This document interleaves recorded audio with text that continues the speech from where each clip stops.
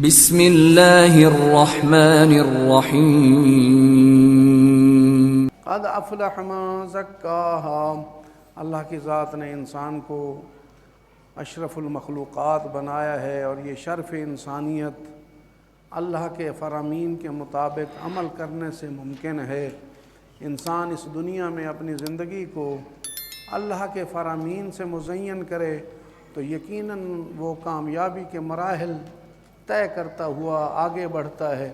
اگر یہی انسان خدا کے فرمان کو بھلا دے، خدا کی مرضیوں کو بھلا دے، اپنی مرضیاں شروع کر دے، تو یقیناً وہ اس سعادت کو حاصل نہیں کر سکتا جو سعادت اللہ اس دنیا میں بھیج کے انسان کو عطا کرنا چاہتا ہے، کیونکہ اس دنیا میں بھیجا ہے تو ایک سعادت دینا چاہتا ہے۔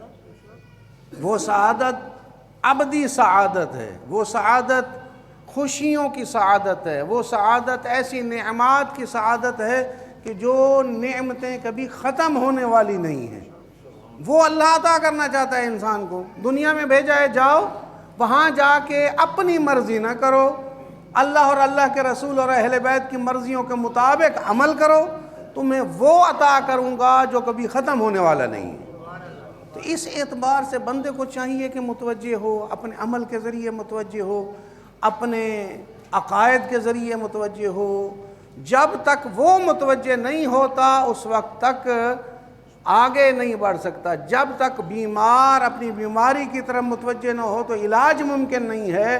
اسی طرح جب تک انسان اللہ کی طرف متوجہ نہ ہو تو اللہ کی نعمتوں سے فائدہ نہیں اٹھا سکتا۔ تو ہمیں چاہیے کہ ہمیں متوجہ ہونا چاہیے۔ بڑی خوش نصیبی ہے ہم سب کے لیے کہ اللہ کی ذات نے ہمیں دوبارہ ایک دفعہ ماہ رمضان المبارک اپنی زندگی میں نصیب کیا ہے۔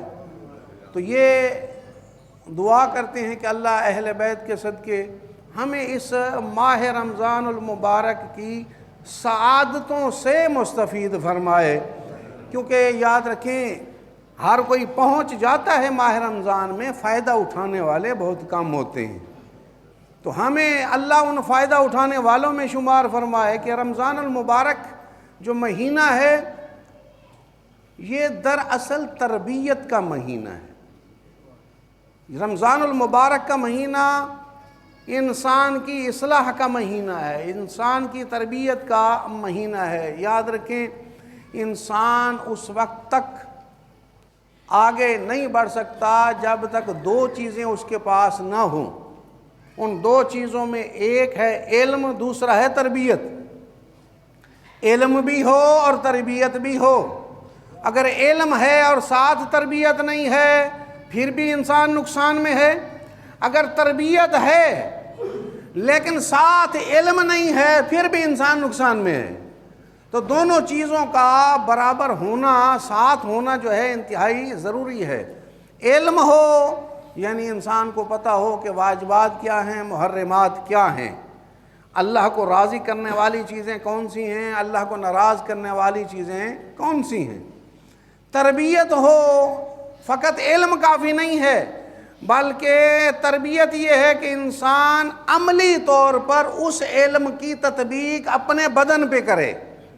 پہلے اپنے بدن پہ کرے کہ جو میرے پاس علم آیا ہے تو وہ اس علم کے مطابق اپنے جسم کو ڈھالے گا، اپنے اعمال کو ڈھالے گا، اپنے کردار کو ڈھالے گا، اپنے گفتار کو ڈھالے گا، تو یہ علم و تربیت اسے ابدی مقامات اور فضائل عطا کریں گے۔ اور اگر یہ چیز نہیں ہے، فقط علم ہے اور تربیت نہیں ہے، تو انسان نقصان دہ ہے، نقصان میں ہے۔ اور ماہ رمضان المبارک یہ دراصل اپنی اصلاح اور تربیت کرنے کا ایک بہترین مہینہ ہے کہ انسان ماہ رمضان المبارک میں اپنی اصلاح کرے، اپنی تربیت کرے۔ ماہ رمضان المبارک ایک بہترین موقع ہے کہ بندہ یہ دیکھے کہ ماہ رمضان المبارک میں جو مجھ میں نواقص ہیں، جو مجھ میں بیماریاں ہیں، جو مجھ میں مسائل ہیں فکری اور عملی اعتبار سے، ان مسائل اور ان مشکلات اور بیماریوں سے آگاہ ہو۔ آگاہ ہونے کے بعد پھر وہی انسان اس کی اصلاح کی کوشش کرے۔ ماہ رمضان المبارک میں روزہ فقط بھوک اور پیاس کا نام نہیں ہے۔ روزہ فقط انسان سحر سے لے کے افطار تک فقط کھانا پینا چھوڑ دے، اس کا نام نہیں ہے، بلکہ روزہ یہ ہے کہ انسان کی زبان کو بھی روزہ ہو، انسان کی آنکھ کو بھی روزہ ہو، انسان کے کان کو بھی روزہ ہو، اعمال جتنے بھی اس کے اعضاء و جوارح ہیں ان سب کو روزہ ہو، انسان اللہ کی نافرمانی سے بچے، پھر جب روزہ مکمل کرے گا تو اللہ اس کے گناہ معاف فرما دے گا۔ شرط یہ ہے کہ روزے کے فلسفے کو انسان سمجھے، فقط کھانا پینا نہ چھوڑے۔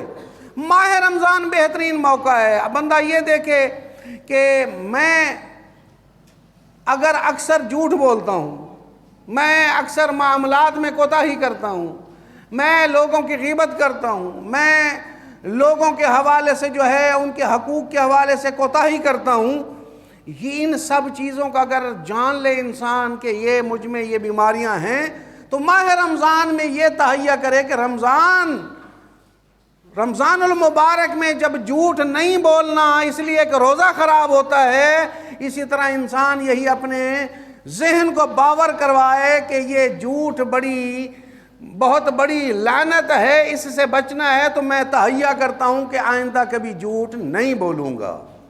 یہ تہیہ کرے، کسی کا حق نہیں کھاؤں گا، کسی کو نقصان نہیں پہنچاؤں گا، میں حقوق اللہ کا بھی خیال رکھوں گا، حقوق الناس کا بھی خیال رکھوں گا۔ اس فلسفے روزے کو جب انسان آگے لے کے چلے گا تو معنوی اعتبار سے ترقی کرے گا، معنوی اعتبار سے بلندی آئے گی، معنوی اعتبار سے پھر خدا کا قرب اسے نصیب ہوگا، جو اپنی خود تربیت کرتے ہوئے، اپنی اصلاح کرتے ہوئے آگے بڑھے گا اور روزے کے صحیح فلسفے کے مطابق عمل کرے گا۔ روزے کے فلسفے میں سے ایک یہ فلسفہ ہے کہ انسان بھوک اور پیاس سے مخلوق خدا کی تکلیفوں کی طرف بھی متوجہ ہو۔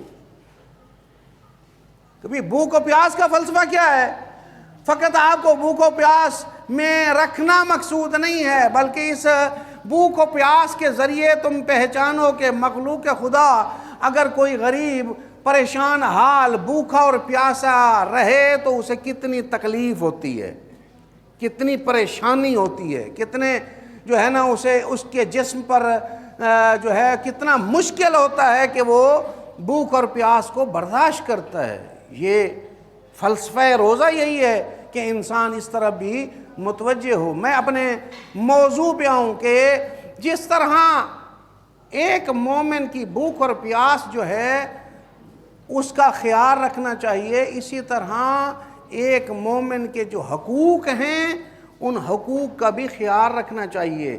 گزشتہ جمعے میں نے عرض کیا تھا، جہاں مادی رشتے ہیں اس کی قطع رحمی حرام ہے، اسی طرح روحانی رشتوں کی بھی قطع رحمی حرام ہے۔ روحانی رشتے کون سے ہیں؟ تو میں نے گزشتہ جمعے عرض کیا تھا روحانی رشتے دو قسم کے ہیں، کیونکہ روحانی باپ ہمارے حضرت محمد مصطفیٰ صلی اللہ علیہ وآلہ وسلم اور حضرت علی المرتضیٰ علیہ السلام ہیں۔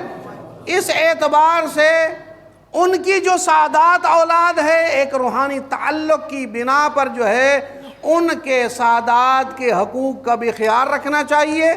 ایک یہ رشتہ روحانی ہے جس کا میں نے گزشتہ جمعے تفصیل سے عرض کیا تھا۔ دوسرا رشتہ روحانی جو ہے برادر مومن کا رشتہ ہے، جو قرآن مجید میں موجود ہے کہ انما المؤمنون اخوۃ، مومن کا بھائی ہے۔ مومن کا بھائی ہے تو وہ ایک دوسرے کا خیال رکھے، ایک دوسرے کا بھائی سمجھے۔ اب جب انسان مومن کو بھائی سمجھے گا تو میں یہ اکثر کہتا رہتا ہوں کہ ہم اگر اسلام پر عمل کرتے ہیں پہلے انسانیت سیکھیں، پھر اسلام سیکھیں اور پھر مومنیت سیکھیں۔ یہ تین مراتب ہیں۔ انسانیت سیکھیں، انسان اگر انسانیت سیکھ جائے تو کبھی جانور پر بھی ظلم نہیں کرتا۔ اگر انسانیت سیکھ جائے تو کسی جانور کو بھی چاہے کہ انسان کسی جانور کو بھی تکلیف نہیں پہنچاتا، کیونکہ انسانیت کے بھی تقاضے ہیں، اور ان انسانیت کے تقاضے یہی ہیں کہ انسان انسانوں کا بھی خیال رکھے، جو بھی مخلوق خدا اس دنیا میں ہے اس کو بھی تکلیف نہ پہنچائے، انسانیت سیکھے۔ دوسرا یہ ہے کہ اسلام میں اہم ترین شے جو بتائی گئی ہے وہ یہی ہے کہ رسول خدا حضرت محمد مصطفیٰ صلی اللہ علیہ وآلہ وسلم نے خود فرمایا کہ مسلمان کون ہے؟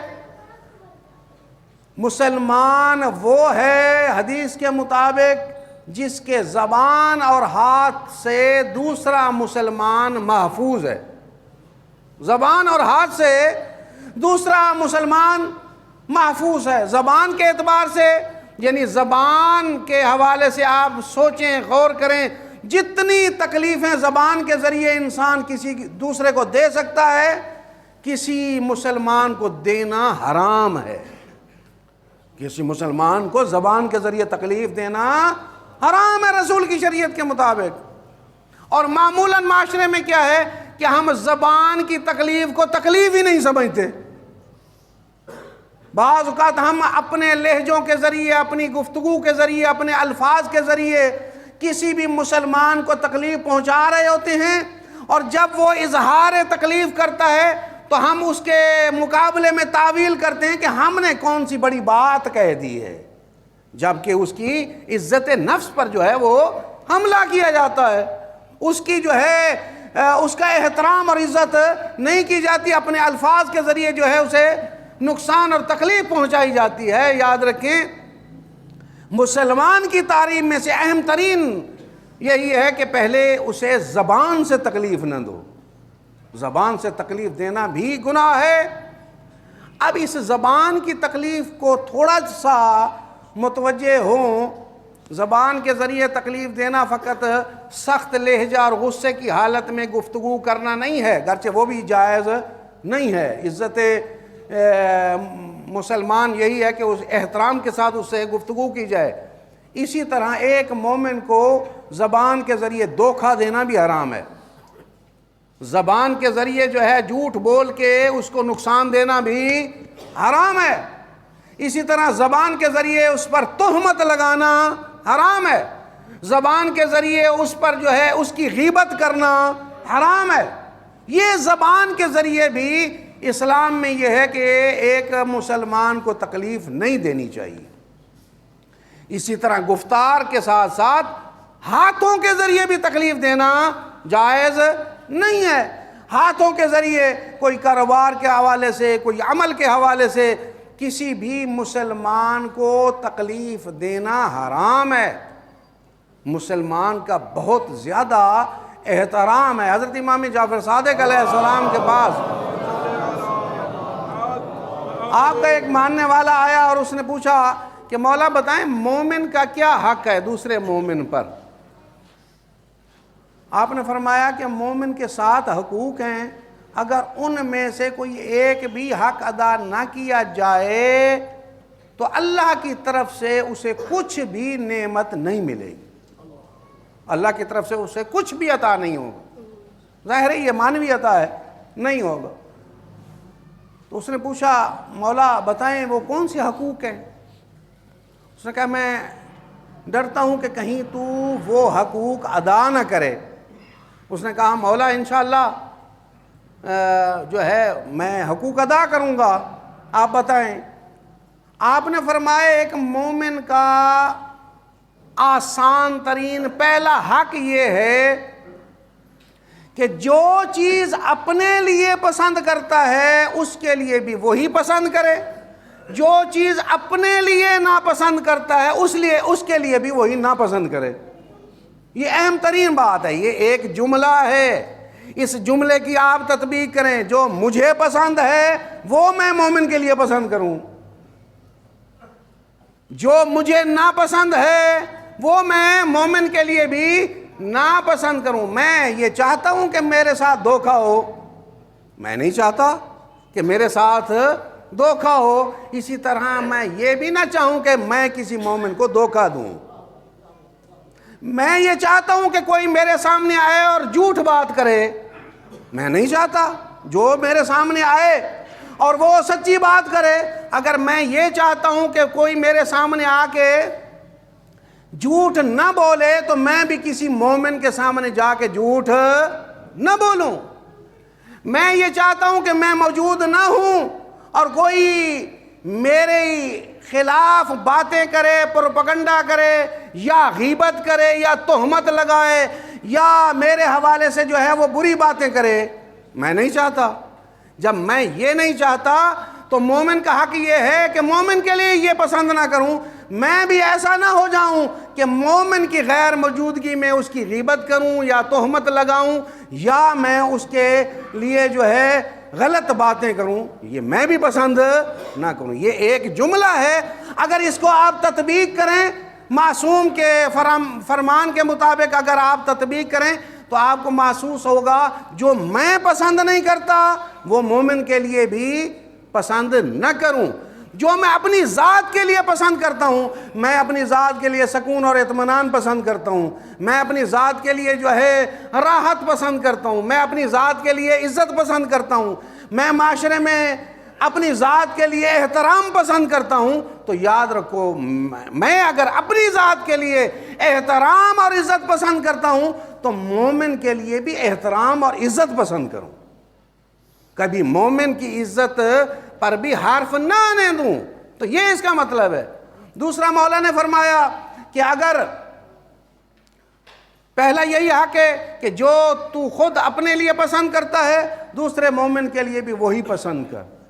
جو مومن کو اگر ضرورت پڑ گئی ہے تو اپنے جان, مال, ہاتھ اور پاؤں کے ذریعے اس کی مدد کر. اگر مومن کو مشورے کی ضرورت ہے اس کے لیے بہترین رہنمائی اس کے لیے کر. اگر کوئی مومن ضرورت مند ہے اور تیرے پاس, یہ حدیث کے جملے معصوم کے فرمان ہے کہ اگر تیرے پاس کوئی ملازم غلام ہے جو تیری ضرورتوں کو پورا کرتا ہے, تو اگر تجھے پتہ چلتا ہے کہ میرے مومن بھائی کو ضرورت ہے تو اپنے غلام کو اس کی ضرورتوں کو پورا کرنے کے لیے بھیج دے. یہ اتنا ایک مومن کا احترام ہے. اگر کوئی مومن بھوکا ہے, جب تک وہ بھوکا ہے تو سیر ہو کے کھانا نہ کھا. جب تک وہ پیاسا ہے تو پانی نہ پی. جب تک وہ لباس سے محروم ہے تو بھی ڈھنگ کا لباس نہ پہن. یہ معصوم کے فرمان کے مطابق آپ خود اندازہ کریں, یہ حقوق مومن کے ہیں. مومن کے حقوق بہت زیادہ ہیں. اس سے بڑی بات کیا ہو سکتی ہے کہ حضرت امام علی رضا علیہ السلام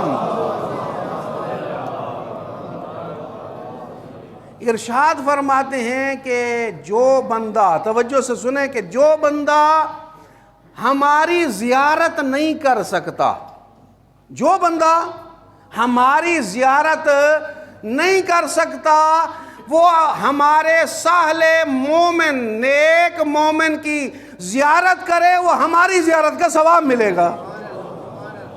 ایک مومن, نیک مومن کی زیارت کا اتنا ثواب ہے. معصوم فرماتے ہیں کہ آپ ان کی زیارت کو چلے جائیں تو آپ کو معصوم کی زیارت کا ثواب ملے گا. اس سے بڑی بات کیا ہو سکتے. کوئی بندہ, اگر معصوم کا فرمان ہے, کوئی بندہ ہم سے صلہ رحمی نہیں کر سکا, ہم سے صلہ رحمی نہیں کر سکا, وہ صالح اور نیک مومن کے ساتھ صلہ رحمی کرے تو ہمارے ساتھ صلہ رحمی کا ثواب ملے گا. بہت بڑی بات ہے. ایک مومن کا اتنا احترام ہے کہ احترام مومنیت کو سامنے رکھنا چاہیے. تو ایک شخص کعبے میں آتا ہے, دیکھتا ہے کہ حضرت امام حسن مجتبی علیہ السلام اعتکاف میں بیٹھے ہیں. وہ آ کے کہتا ہے کہ مولا میں قرض دینا ہے میں نے, تو جس نے مجھ سے قرض لینا ہے وہ مجھے بہت تنگ کر رہا ہے, میرے قرض دینے کی کوئی سبیل کرے. مولا نے فرمایا کہ میرے پاس اس وقت, قسم اٹھا کے مولا نے فرمایا کہ میرے پاس پیسے نہیں ہیں. تو اس نے کہا کہ مولا پھر آپ یہ کریں کہ اس نے مجھے گرفتاری کا جو ہے وہ ڈراوا دیا ہے، خوف دلایا ہے کہ پیسے نہ دیے تو میں گرفتار کرا دوں گا تجھے، اس دور میں بھی یہ تھا۔